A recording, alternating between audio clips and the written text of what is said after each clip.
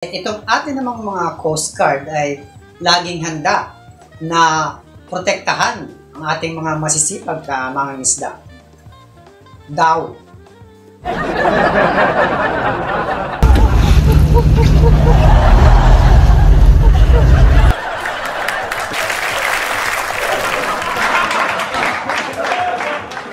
That's right, mga nerds. They can even protect themselves from water cannon.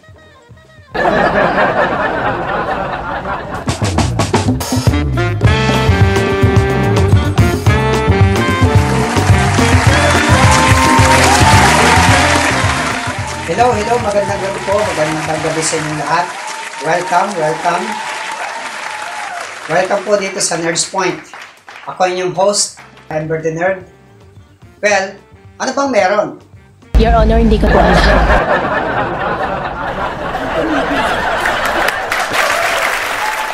Yan, exactly mga nerds. Yan po ang latest issue ngayon. Ito ay tungkol dito sa mayor ng Bamban sa lawigan na ng Tarlac na si Mayor Alice Go. Panoorin nyo mamaya ang ating exclusive report tungkol dyan. Pero bago yan ay ingat-ingat nga pala sa ating mga kababayang mangingisda dito sa West Philippine Sea.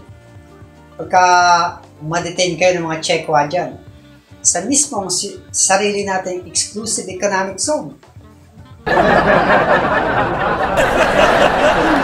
Pwede pala yun, ano? Takot kang mangisda sa sarili mong lugar kasi baka ma-detain ka ng mga tayuan. Pero huwag kayong mag-alala kasi itong atin namang mga Coast Guard ay laging handa na protektahan ang ating mga masisipag mangingisda. Daw.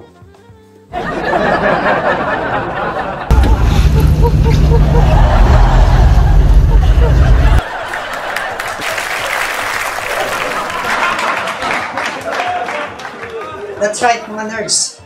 They can even protect themselves from water cannon. So, anong power pala ng ating mga Coast Guard? They next to nothing pagdating sa China. Kaya, ingat-ingat na kayo dyan ating mga kasamang mangingisda. Pero in fairness, masyadong mahaba ang pasensya nitong ating mga Coast Guard. Kahit palagi silang hinaharas almost every day ng mga Chinese, hindi pa rin sila nagre-retaliate. Parang, and I get it. Hindi ko sinasabi na walang tapang ang mga Coast Guard natin pagdating sa China. Sumusunod lamang sila sa order ng mga katatas. And this is, I recognize na this is a very delicate scenario. Kaunting miscalculation lamang ay pwede magdulot ng major escalation. Think about it. But here's the thing, hindi ako eksperto sa foreign policy, pero I think we should retaliate. Yeah. Water cannon, sa water cannon.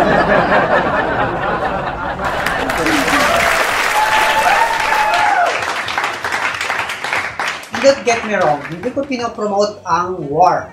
Not at all. We're just defending our rights, rightfully ours. Seriously, mga ka-nerds. Diba?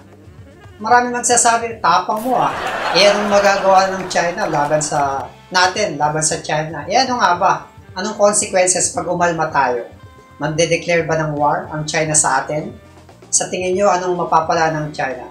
Using my common sense, walang benefits ang China sa atin. They can't afford to declare a war. Bakit kamo? Here are my points. Hear me out.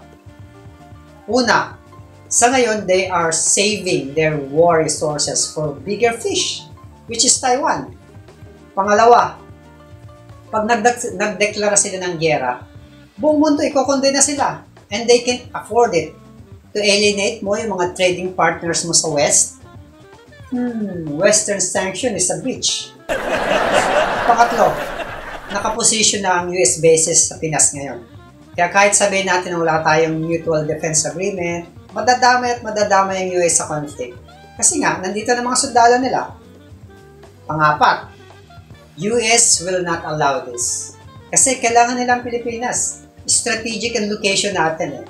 Isa ito sa chain of islands na kailangan ng US para makontain ang China. Ano na lang ang sasabihin ng Japan o South Korea pag di tayo tinulungan ng US? Makero, wala pa lang kwentang presence ng United States bases dito. Kasi may base military ng US sa Korea at Japan. At panglima, ipagpalagay na natin na hindi tutulong ang US sa atin. Ang Pilipinas ay mayroong 7,000 plus islands. Very difficult country to invade at saka masyadong malayo. Kung Taiwan nga, mahirapan na sila. Tayo pa. Kaya, using common sense lang talaga hindi mag-aaksaya ng resources ang China para makipagdigmaan sa atin. Unless ang natural resources na makukuha nila sa West Philippine Sea ay overwhelmingly worth para sa future nila. Then in that case, the more na mas talong kailangan natin ipaglaban ito. Kasi dapat tayo nakikinabang dito di ba? Mga kababayan natin. Common sense. So ngayon, binubuli lang tayo ng China. Tinetest lang nilang limits ng US presence sa atin. The interesting about the bullying is, ang mga bully kasi, ang binubuli lang nila, yung mas maliit sa kanila kasi yun lang yung kaya nila. Pero once you stood up to the bully, they will stop doing it. So bakit di natin kausapin ng US tungkol dyan? Para naman mapakinabangan na natin ang kanilang presence. Total, lagi nilang sinasabi na we actually sail whenever or wherever the international law requires and allows.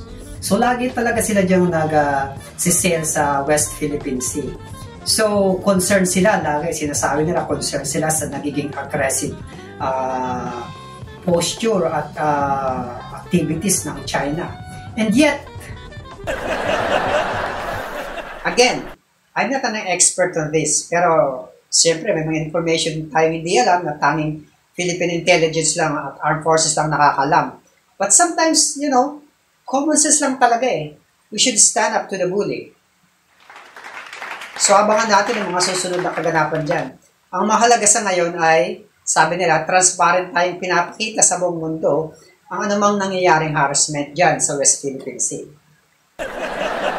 Hopefully, mag-formulate pa ng mas effective at mas maayos na preemptive measure and strategies ang government natin. Yung mas effective dito. Anyway, meron tayong mga guests by the way sa episodes na ito. Ang bago nating collaborator sa ating travel segment, Beauty and the Nerd, yes. Miss Cassandra Contis, yes. Makakasama natin siya maya-maya. And syempre, si Mayor Alice Go. That's right, mga nerds, makakapanayan din natin siya today. Maya-maya lang sa ating exclusive interview sa kanya. Kasama na rin ang exclusive report natin para sa kanya. So yan mga nerds, marami pang iba. Pagbabalik ng Nerds Point. Commercial break muna tayo.